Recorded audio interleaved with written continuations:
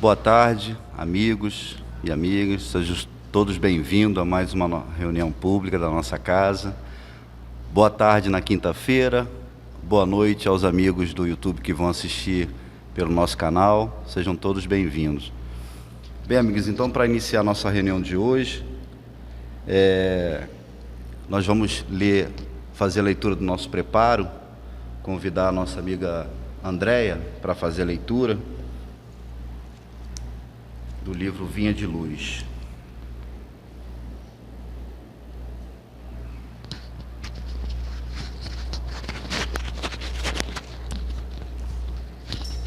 Então vamos começar aqui o nosso preparo do livro Vinha de Luz, né? Como o Carlos falou. O título é Atribulados e Perplexos. Em tudo somos atribulados, mas não angustiados. Perplexos, mas não desanimados. Então, essa frase é de Paulo aos Coríntios. Desde os primeiros tempos do Evangelho, os leais seguidores de Jesus conhecem tribulações e perplexidades, pois permaneceram na fé. Quando se reuniam em Jerusalém, recordando o Mestre nos serviços do reino divino, conheceram a lapidação, a tortura, o exílio e o confisco dos bens. Quando instituíram os trabalhos apostólicos de Roma, ensinando a verdade e o amor fraterno, foram confiados aos leões do circo, aos espetáculos sangrentos e aos postes de martírio. Desde então, experimentam dolorosas surpresas em todas as partes do mundo. A idade medieval, envolvida em sombras, tentou desconhecer a missão do Cristo e acendeu-lhes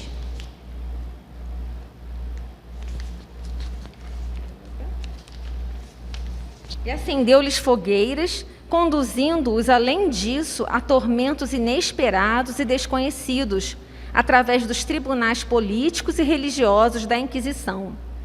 E ainda hoje, enquanto oram confiantes, exemplificando o amor evangélico, reparam o progresso dos ímpios e sofrem a dominação dos vaidosos de todos os matizes.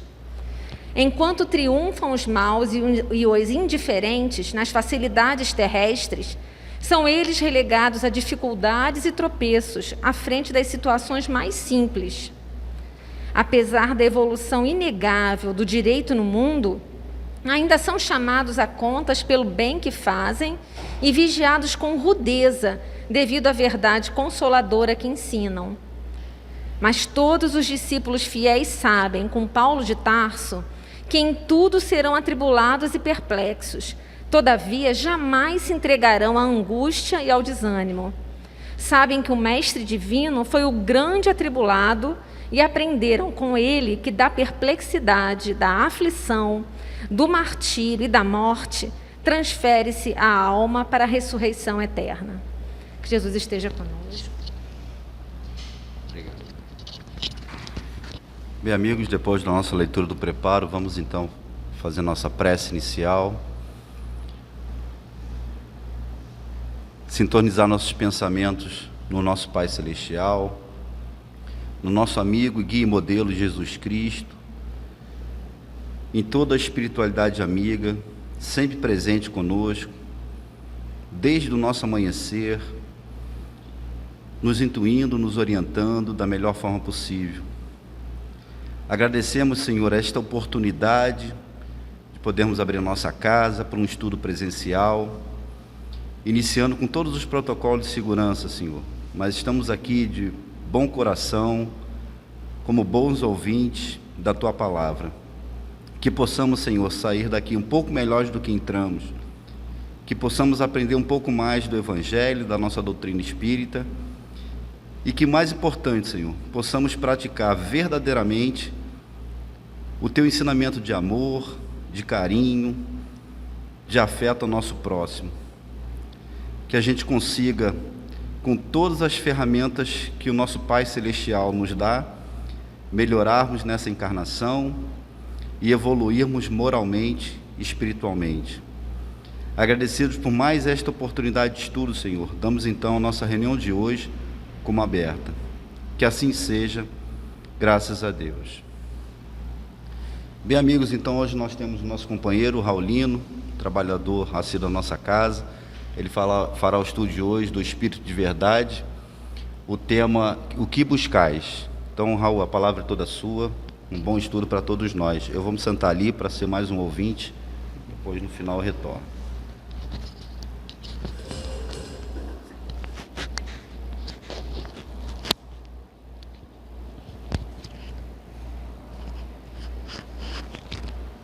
Boa tarde a todos, que Jesus possa nos envolver mais uma vez. Então, o assunto de hoje é O que buscais, do livro Espírito e Verdade.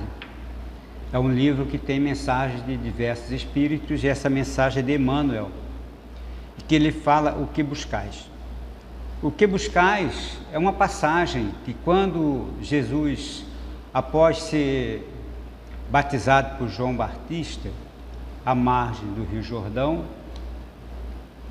Jesus falou aos seus discípulos, João Batista falou aos seus discípulos: agora é ele que vocês têm que seguir. Que eu não tenho nem, sou tão pequeno que eu não mereço nem desatar as suas sandálias. Então, em cima dessa passagem, Emmanuel fez a reflexão da página de hoje. Então ele diz: os espíritas convictos e militantes do movimento espírita, e mais particularmente os trabalhadores dos centros espíritas, são chamados nessa mensagem a refletir sobre sua contribuição na seara do Senhor Jesus Cristo. A gente vê aqui que o Emmanuel fala espíritos convictos, porque na última aparição de Jesus, já em espírito, aos seus seguidores na Galileia, ele disse que os centros religiosos cristãos estão cheios, mas poucos são os verdadeiros cristãos. E a gente sabe disso, Então nós temos que, ele faz um apelo, que nós somos chamados, a refletir sobre a contribuição que nós damos, não na casa espírita, mas na seara de Jesus, no trabalho de uma maneira geral, E aqui é a nossa oficina de trabalho, é a nossa escola de estudo e de aprendizagem, Então é aqui, nós que somos espíritas, é aqui a grande oportunidade, a grande, vamos dizer, seara de Jesus para nós, se resume a essa casa, porque aqui tem tudo que a gente precisa, E ele continua: é importante salientar que todo ideal deve ser acompanhado de esforço no serviço do bem, e desse modo todos são convidados à reforma íntima, para que o fruto do trabalho seja o mais sintonizado com um plano superior. O que é que ele quis dizer com isso? Que nós viemos para a casa espírita, aos pouquinhos nós vamos nos entrosando, nós vamos chegando no trabalho, procuramos um trabalho, um passatempo, e isso aí vai nos ajudar na nossa reforma íntima, Não é só simplesmente vir aqui, vou trabalhar, ser um serviçal, Não. Esse trabalho aqui é porque enquanto a gente está trabalhando, faz um trabalho fraterno, a gente esquece das coisas do mundo, a gente se desliga, e é nesse momento de desligamento que a gente se oferece nosso trabalho, no trabalho fraterno, é que a gente se eleva, é que a gente se aproxima das coisas de Deus, do mundo espiritual, e com isso nós somos envolvidos pelos nossos amigos espirituais, pelas equipes espirituais da casa, nos dando uma proteção, nos intuindo, nos ajudando na nossa vida, iluminando o nosso caminho e nos orientando para que a gente possa seguir aquele nosso planejamento que a gente já faz lá na espiritualidade, antes de vir para cá. E quando a gente age dessa maneira, as coisas vão acontecendo normalmente na nossa vida. Quando a gente quer inventar, quer seguir um caminho diferente, quer dar um pulo maior do que a gente alcança, às vezes a gente quebra a cara, a gente se dá mal, daí a gente tem que recuar e começar tudo novamente, né? O espírita recebe muito do plano espiritual, pelo estudo que desenvolve e assistência que recebe nos momentos mais difíceis. Olha só, recebe muito do plano espiritual pelo estudo que desenvolve e assistência que recebe nos momentos mais difíceis. Jesus, naquele encontro com os 500 da Galileia, ele deu ênfase nisso aí. Todos aqueles que se embrenharem na minha seara, nos trabalhos de amor ao próximo, eles terão toda a proteção da espiritualidade maior. E quem milita nas casas espíritas, como nas outras casas religiosas, comprometidos, eles sabem disso, né? Não conheço ninguém que tenha vindo para uma casa espírita, se envolvido na casa espírita e a sua vida tenha piorado, né? Muito pelo contrário, as coisas vão se desenvolvendo, se encaminhando de uma maneira para que a pessoa seja feliz. E, se não me engano, Emmanuel, ele fala num livro que eu não me recordo o nome agora, que ele diz assim, que todo aquele que se envolve no trabalho de amor ao próximo, ele é envolvido por uma rede universal de fraternidade. Essa rede universal de fraternidade, ela envolve tanto o trabalhador, como todos aqueles que são alvos da sua preocupação. Qual é o alvo das nossas preocupações? Nossa família, nossa sobrevivência, nossos amigos. Então todos eles são envolvidos por essa rede, quando nós estamos envolvidos no trabalho fraterno, aqui, como ele diz, com muita convicção. É uma coisa importante para a gente saber disso aí, né? Então ele diz, continuando aqui,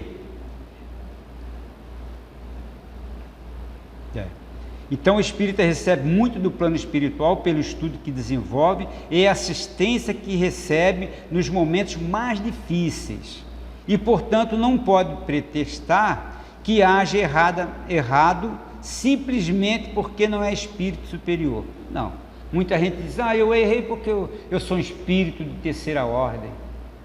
Ué, isso aí vai justificar o nosso erro? Né? Nós sabemos, a partir do momento que Deus deu a inteligência ao homem, o homem passou, a partir daquele momento, a saber o que é certo e o que é errado. A nossa consciência acusa quando a gente age errado. A gente sabe, todo mundo sabe. Às vezes a gente insiste, né? E então, a gente, como diz aqui, não é porque nós não somos um espírito superior que vai justificar nossos erros ou que a gente pode errar. Não, errar é humano, né? Nós somos seres ainda em caminho de desenvolvimento e de progresso, né? Nós podemos errar. Quantas vezes uma criança cai para aprender a andar,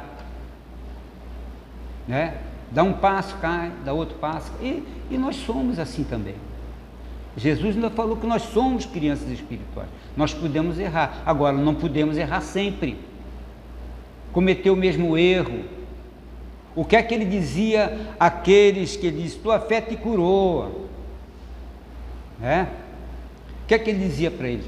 Vais e não peques mais, porque aquele doente, aquela doença que ele tinha, resultado de um erro do passado dele, ou do passado do próprio presente.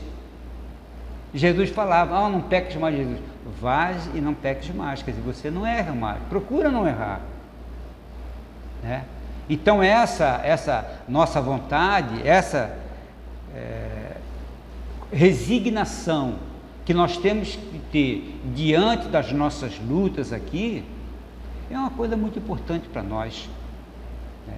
Nós temos que estar convictos de que tudo que acontece na nossa vida, tudo tem uma razão de ser. A partir do momento que a gente acredita que Deus é pureza, né? E Ele não erra, né? A inteligência suprema. que Ele é nosso Pai de amor e bondade. Qual é o pai bom que quer o mal com seu filho? Né? Agora, se acontece alguma coisa com a gente, não é porque Ele permitiu, não. Os nossos erros são os resgates que a gente tem. A gente vai lá no Evangelho, a justiça das aflições, a gente sabe muito bem de que as nossas aflições é resultado ou da vida presente ou da vida passada. E nós temos que ter esse entendimento, que não é nada por acaso, não. Tudo tem uma razão de ser, né? Todas as oportunidades de elevação devem ser aproveitadas na existência atual e não se pode perder para o egoísmo, vaidade, orgulho, que ainda estão muito presentes no ser humano, seja espírito ou não. Então, as oportunidades de elevação que nós temos, nós não podemos perder. Tem que ser aproveitada todas as oportunidades, que muitas vezes uma porta que abriu para a gente agora, vai demorar tempo, né? Demora tempo. Hoje nós estamos aqui vivendo aqui no Brasil, que é o país mais cristão do mundo. Temos a oportunidade da religião, a liberdade de pensar, de tudo isso aí, né? A gente perdeu uma oportunidade, deixou do lado. Ah, não, eu vou deixar para ser espírita na outra reencarnação. Na outra reencarnação você sai lá na África, nasce na África, nasce lá num país que não tem religião, que é coisa completamente diferente. Eu perdi aquela oportunidade. E quando é que essa oportunidade vai aparecer novamente? Não sei, ninguém sabe. Então ele diz aqui, não podemos, todas as oportunidades de elevação devem ser aproveitadas na existência atual, né? E não se pode perder para o egoísmo, vaidade e orgulho. O egoísmo, aquela coisa que só para mim, né? 1, 2, 3 para mim, nada para o outro. Porque tudo aquilo que a gente faz para nós é obrigação da nossa sobrevivência, da nossa passagem aqui. Tudo que a gente faz para nós é obrigação. Agora, vamos dar o primeiro passo para o nosso progresso espiritual a partir do momento que nós deixamos o nós de lado e começamos a pensar no outro. Aí sim, nós começamos a caminhar. E quanto mais nos preocupamos com o outro, que nós nos envolvemos nesse trabalho fraterno, a gente começa a caminhar mais depressa, né? Vai demorar tempo. A gente sabe que para a marcha é lenta. Para nós, a marcha é lenta, né? E não pode perder para o egoísmo, vaidade e orgulho, que ainda estão muito presentes no ser humano. A gente sabe, nós temos um pouco de orgulho, temos um pouco de egoísmo, vaidade, todos nós temos, porque ainda não somos espíritos ainda elevados, não é isso? Então a pergunta de Jesus é muito pertinente, pois como o próprio Evangelho segundo o Espiritismo traz na parábola do trabalhador de última hora, a hora de trabalho chegou para o espírita. E o Espiritismo é a ferramenta de trabalho para aquele que há muito estava sem trabalhar, e alguém agora o convida para trabalhar. Então, os trabalhadores de última hora somos nós,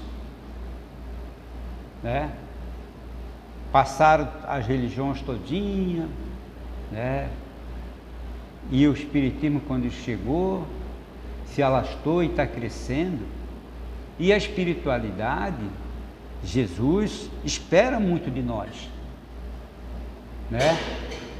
Ainda ontem, na nossa reunião mediúnica, um irmãozinho falou para nós: olha, nós aqui procuramos fazer a nossa parte, agora precisa das mãos físicas do trabalhador, né? Como é que a obra vai acontecer se nós não vamos à luta? Então é o convite que faz. Nós espíritas que temos uma consciência maior, são os que mais estudam, né? Nós temos que ter essa consciência que nós temos essa obrigação. E Jesus já falava lá atrás, né? Jesus, quando recebeu os primeiros cristãos que foram jogados na cruz, queimados na cruz lá em Roma, no circo, né? Mais ou menos uma média de 25 cristãos foram presos na catacumbas, que eles começaram a ser perseguidos e foram presos, né? E foram para a cruz, queimados na cruz no circo, que foram recolhidos pela espiritualidade maior, né? Nos conta ali o espírito Lúcio que era para recolher 25 mais ou menos espíritos cristãos, foram recebidos mais de 50.000 espíritos, porque os espíritos, os cristãos começaram a cantar, entrar no circo cantando, e aquilo, os espíritos encarnados e desencarnados que estavam naquele circo ali, milhares deles, assistindo aquele sacrifício ali, eles ficaram tão assim transformados que quando eles viram aquele facho de luz levando os 25 cristãos, eles correram e se envolveram e foram recebidos. E lá em cima Jesus já os aguardava e falava para cada grupo. E ele chegou perto de um grupo de gladiadores, que ele disse: eu preciso de todos vocês. Então um dos gladiadores falou para o mestre: eu não posso ser o trabalhador, que eu sou um assassino. Todos nós aqui somos assassinos. Daí Jesus falou para ele: vocês foram, não serão mais. A minha seara é grande, os trabalhadores são poucos. E esse gladiador que falou com Jesus, 100 anos depois ele renasceu, foi um dos maiores trabalhadores cristãos em Roma, né? Então a nossa oportunidade é agora, né? Continuando aqui, que nós espíritas convictos tenhamos coerência com a oportunidade que nos é oferecida para crescermos mais rápido e não termos que prestar conta de um trabalho que não foi produtivo quando deixarmos o corpo físico. A gente sabe, nós estudamos no Projeto Vida, quem teve a oportunidade de acompanhar sobre os suicidas, né? O planejamento que acontece entre 10 e 20 anos para a gente reencarnar aqui. O projeto de vida que é estudado, para cada um de nós é estudado, a equipe espiritual estuda, olha o que você fez nas reencarnações passadas, o que é que você deve, olha os prós e os contras aqui, vamos planejar isso aqui. Então é tudo planejado. Depois de tudo planejado, ainda vai para uma espiritualidade superior, lá de Maria de Nazaré, no caso dos suicidas, para ver se eles aprovam aquele programa de reencarnação, para ver se o reencarnante, se nós teremos condições na Terra de cumprir aquilo que foi planejado. E quando eles acham que a gente pode, a gente reencarna. Então nós viemos para cá já, que eu costumo dizer, está na palma da nossa mão a nossa vida aqui. E quando ele diz aqui, se a gente deixa passar as oportunidades de crescimento, né, por preguiça, né, e tem a oportunidade e a gente não consegue, não faz, né, ou por vaidade, ou por egoísmo, né, o orgulho, a gente vai voltar para lá de mãos abanando, né? Vamos fazer todo aquele planejamento novamente, voltar tudo novamente, repetir tudo aquilo, igual o aluno repetente de escola, né? Então, ele diz aqui que nós espíritas convictos tenhamos coerência com a oportunidade que nos é oferecido para crescermos mais rápido e não termos que prestar conta de um trabalho que não foi produtivo quando nós deixarmos nosso corpo físico, porque lá em cima nós vamos prestar conta da nossa vida quando nós chegarmos lá, né? Então aqui eu fiz umas reflexões e escrevi aqui, né, que é para não esquecer. Então, o que buscais? O ser humano é um eterno insatisfeito, porque nós sempre queremos mais e vive à procura de algo diferente sem ter a certeza do que procura. Normalmente a gente caminha, mas a gente não tem aquela meta, aquele ponto a atingir, né? Na vida com Deus não é diferente. Muitas vezes nos falta clareza de propósito e por isso não sabemos o que pedir e como pedir. Nós somos os eternos pedintes, né? Todos nós somos, sempre pedimos.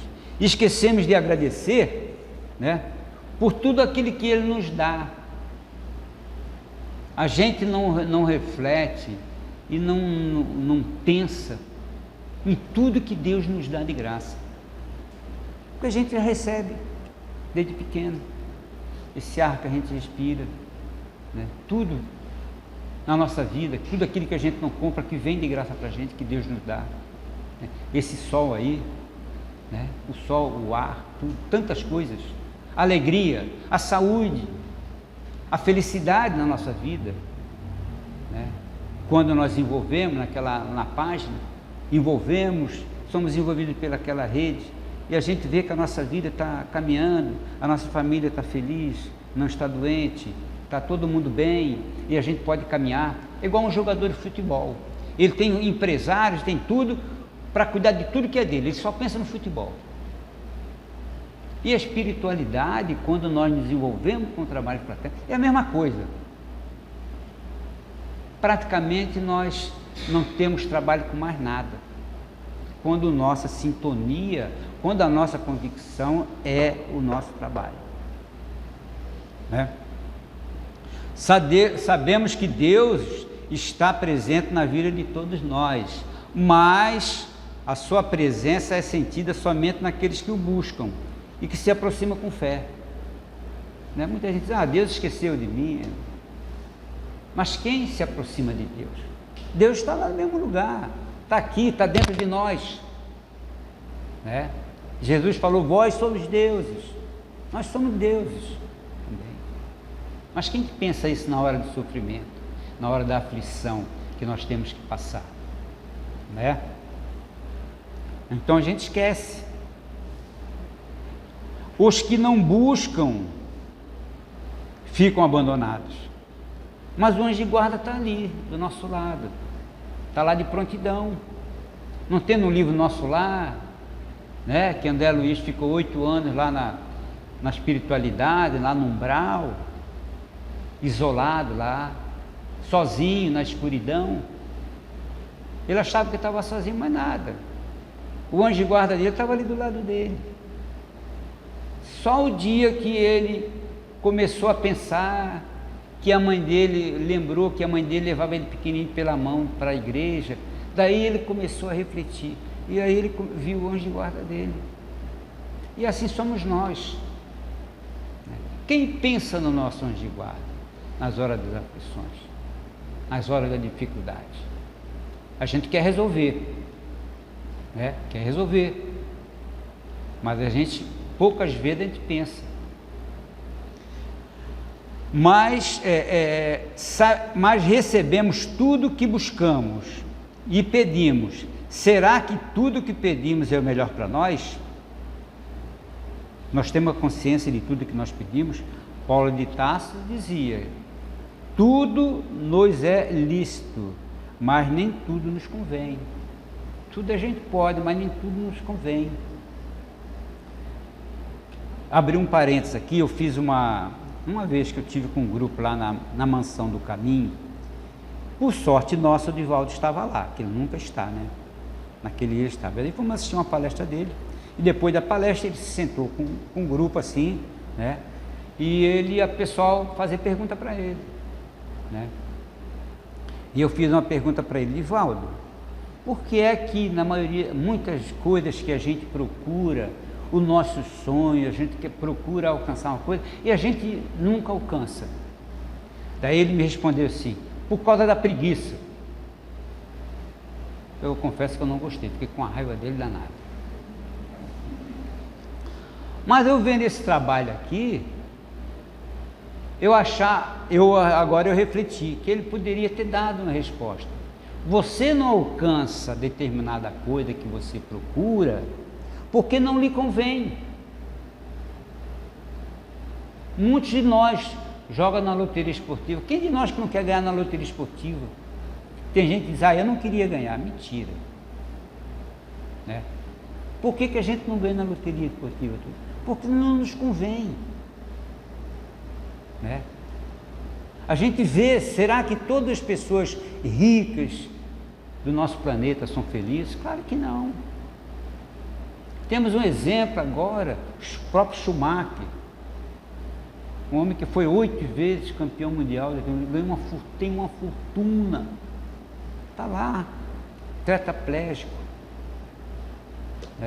Frank Williams, que era dono da Williams, daquela escuderia de Fórmula 1, milionário. Então, a gente pede coisa às vezes demais. Então, certo para a gente, eu quero saúde para me ter força e abnegação para que eu consiga aquelas coisas que me convêm. Daí somos sensatos quando a gente pensa assim. É proibido a gente trabalhar para ter um conforto? Claro que não. Ter uma casa de praia, ter um carro novo, fazer uma viagem? Claro que não. Desde que seja o nosso suor. Deus não proíbe, não. Proíbe os excessos. Quando a gente tem muitas coisas na nossa mão, Ele vai pedir conta, porque Ele é que dá para nós. Tanto Ele dá, como Ele pode tirar também. Né?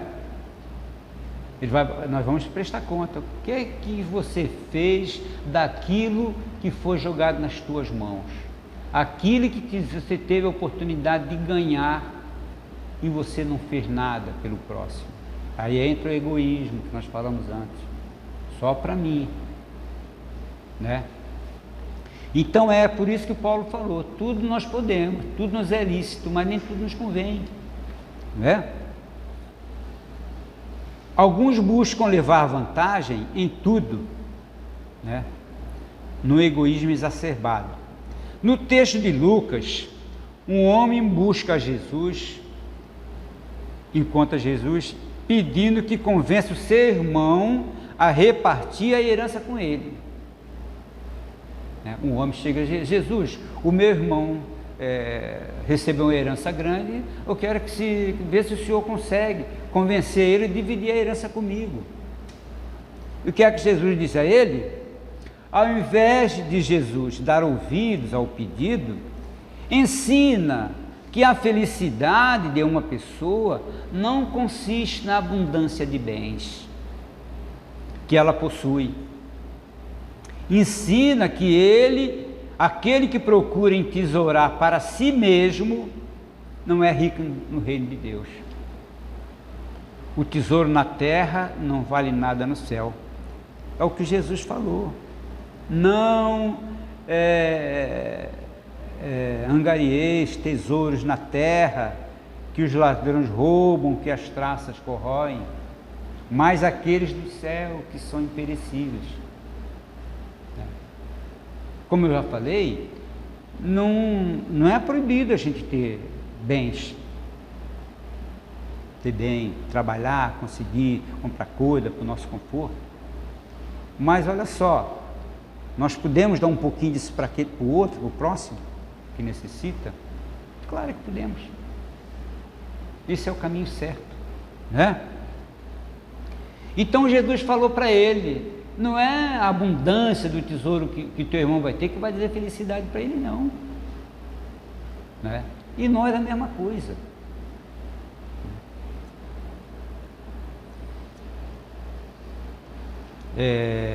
Quem busca levar vantagem, geralmente não encontra a melhor coisa. Tem aquelas pessoas que gostam de levar vantagem em tudo, né? A lei do Gerson, né? Costuma dizer. Vimos a passagem do centurião romano e de como ele conseguiu ser atendido por Jesus na cura do seu criado. Está lembrado? O filme Jesus de Nazaré fala que um centurião chegou, mestre, o meu criado está muito doente, e será que o senhor podia curá-lo? Mas não é necessário isso aí na minha casa não, porque eu não sou digno que entreis na minha casa. Né? Que os centuriões, os soldados romanos, eram mal visto pelos cristãos, né? Então, ele teve, né, fé o bastante para crer que se Jesus desse somente uma palavra, o criado seria curado. E isso aconteceu, né? Quando chegou em casa, o criado dele estava curado, né? Mas não quis que Jesus fosse até sua casa, porque não era digno que Jesus entrasse nela, e com isso perdeu a oportunidade de passar alguns momentos com Jesus, né? E o mestre então volta para os seus discípulos e diz: ouviram esse homem? Jamais vi tanta fé em Israel, né? Os que procuram somente resolver seus problemas sem a busca do progresso, não buscam o melhor, né? É o que fala o texto da reforma íntima. Eu vou começar a trabalhar porque no centro espírita, porque diz que resolve meus problemas, né? Daí ele começa a trabalhar, né? Mas a reforma íntima, né? A mudança, a reforma interior, essa que nos vai nos elevar, que nos vai dar o progresso. E Jesus, ao começar o seu ministério, aquela passaginha que eu falei no início, quando após ele ser batizado pelo Batista, João Batista, né, às margens do Jordão, percebeu que 2 homens estavam perseguindo ele, estavam atrás dele, discípulos de João Batista, que o seguiam. Então Jesus voltou para ele e perguntou: o que buscais? É o nosso tema de hoje.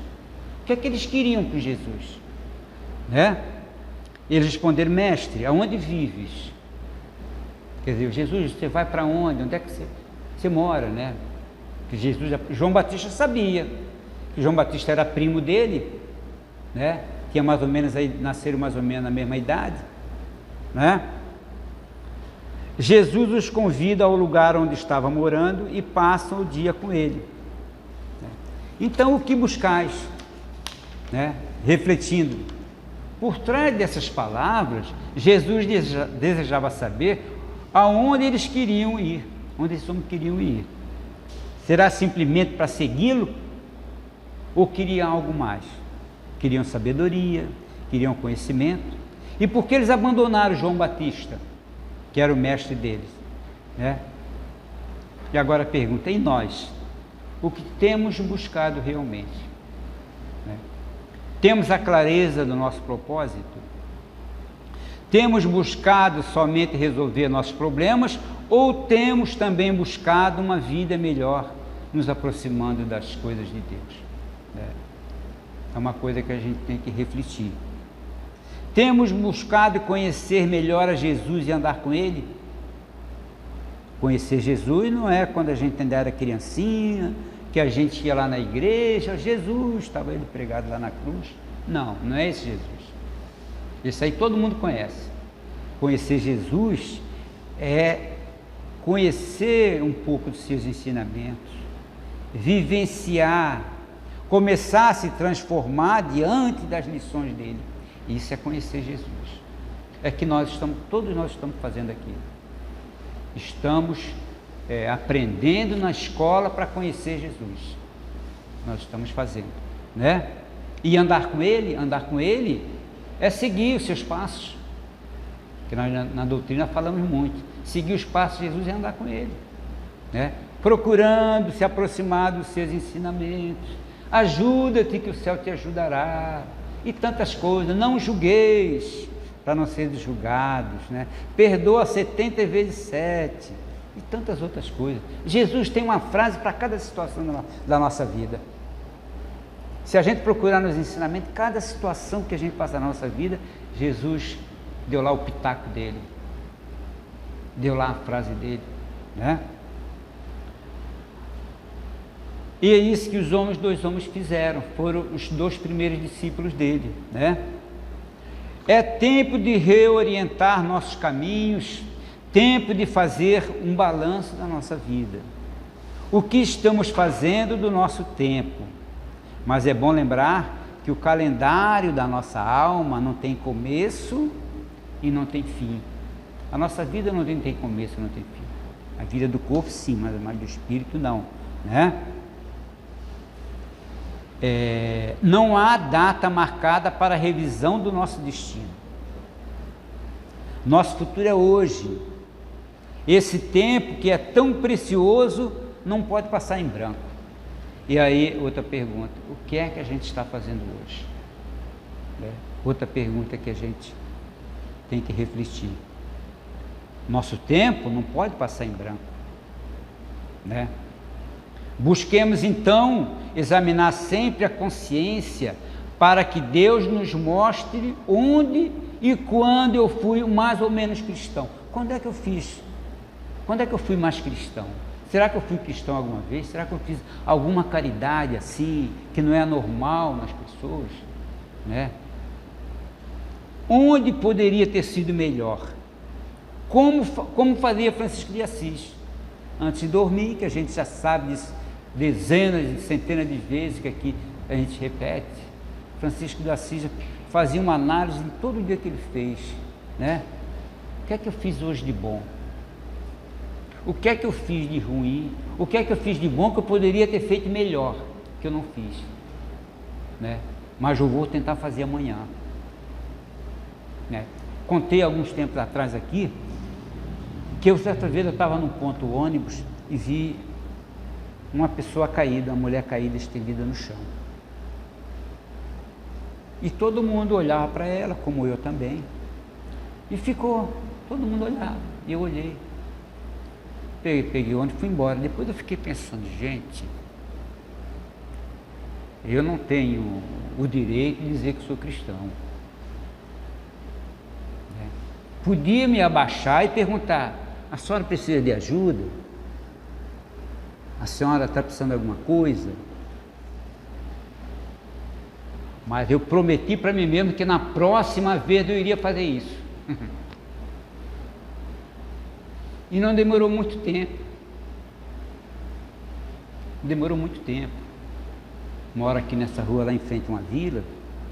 A minha vila tem um beco e tem um rapaz que morava lá, que era alcoólatra. E era meu amigo, conhecia ele. E num dia daquele sol de arrebentar, quando eu estava saindo daqui da reunião, para casa, está ele estendido lá na frente do portão da vila. Daí eu parei, olhei. O que é que eu fiz? Nada. Podia ter lá acordar ele, ter acordado ele, morava com uma filha, né? E levar ele para lá. Também não fiz. Todos nós somos assim. Eu só consegui fazer alguma coisa na terceira vez que aconteceu. Daí eu fiz. E pretendo daqui para diante fazer, não sei, né? Não sei, né? Então são essas coisas, né? O calendário da nossa alma não tem começo nem fim, né? Então já é para a gente perguntar, nosso futuro é hoje, o passado já foi, nosso futuro é hoje. Nós temos que ver o que é que nós temos. Chico Xavier que dizia, você não pode voltar atrás para mudar o teu presente, mudar. Mas você pode começar hoje, no presente, a construir um novo futuro. E é isso que a gente pode fazer. O que é que eu vou ser amanhã? Ué, é só perguntar para mim mesmo, o que é que eu estou fazendo hoje? O Sócrates, lá quase 3.000 anos atrás, ele dizia, nós somos o que pensamos. Nós recebemos o que nós damos. Se eu dou tolerância, Deus me dá tolerância. Se eu sou indulgente, Deus é indulgente comigo. Se eu sou generoso, Deus é generoso comigo. E é nisso que a gente tem que pensar. E eu estou construindo o meu amanhã hoje. Mas é a pergunta quem faz, o que é que eu busco no que eu estou fazendo hoje? O que é que eu estou fazendo? Se eu estou fazendo alguma coisa, né? Jesus, que no Evangelho ensinou as perguntas e reflexões, né, através, Jesus contava a historinha, como lá a professora de primária conta a historinha para a criança, porque a criança ouve aquela historinha e ela depois tem o ensinamento moral, né? E aprende mais através de uma historinha. E Jesus fazia com os cristãos da época, contava uma história para que eles pudessem entender melhor, né? E volta-se também volta-se para nós e pergunta: o que buscamos? O que realmente queremos no nosso trabalho, na nossa família, na nossa vida de relação, né? O que procuramos? Vale a pena avaliar o que nós estamos fazendo. Nosso caminhar nos leva a algum lugar? Onde é que eu quero chegar? O problema também não é só pessoal nosso, não. Também é da sociedade. A sociedade como um todo enfrenta esse problema. O que procura uma sociedade? Quais são as nossas metas como povo? Sabemos, o Brasil é a pátria do Evangelho. Já é a pátria do Evangelho. Mas quando é que o Brasil vai ser o coração do mundo?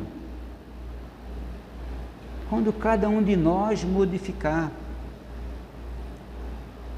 Quando cada um de nós mudarmos. Porque nós somos o Brasil, nós somos o povo brasileiro.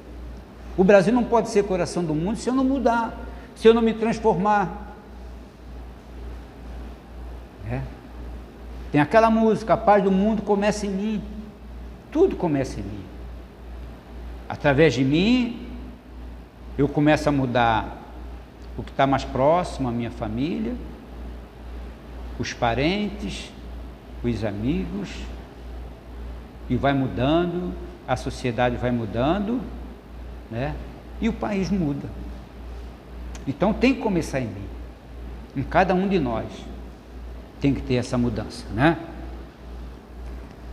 Se quisermos desenvolvimento e que tipo de progresso estamos de fato interessados, né? Deixa eu dar um pulinho aqui que o tempo está correndo.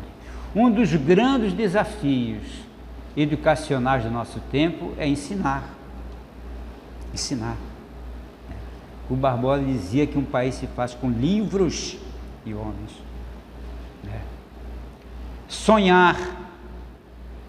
Quem para de sonhar, para de viver. Nós temos que sonhar, né? Buscar, ter metas que valam a pena e ter a liberdade, né? Para dar início, né? A nossa luta, o nosso progresso, a nossa marcha, iniciar a nossa marcha. Os que seguem um caminho equivocado, afastado de Deus, se enveredam por rumos que o levarão a séculos de sacrifício.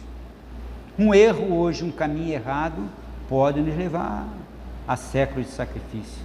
Até que um dia, quem sabe, né, através do sofrimento, como a parábola do filho pródigo, voltemos à casa do nosso Pai, que é de misericórdia, bondade, que jamais nos abandonou, né? Se a senda escolhida não termina a porta de Deus, o ser humano terá errado o propósito da sua profunda vocação, porque nascemos para ser felizes. Tudo que temos, tudo que somos, tudo que fizemos, devemos firmar o passo para chegar a Deus.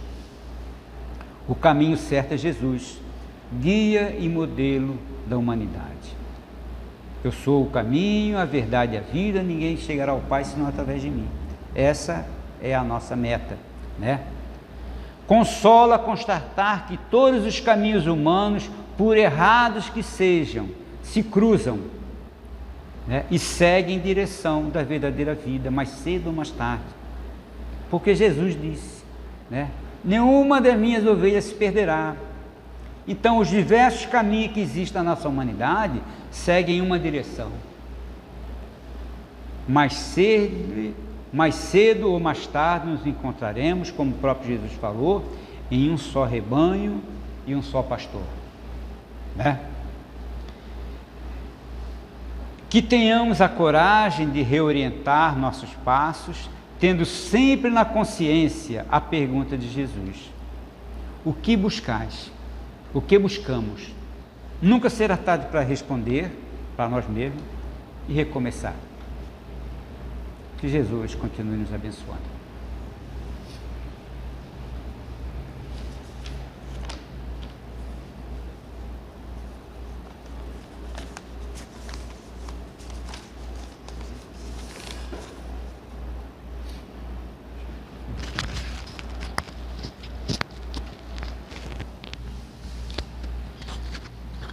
Obrigado, Raul, pela responsabilidade do estudo de hoje, para sermos trabalhadores da última hora.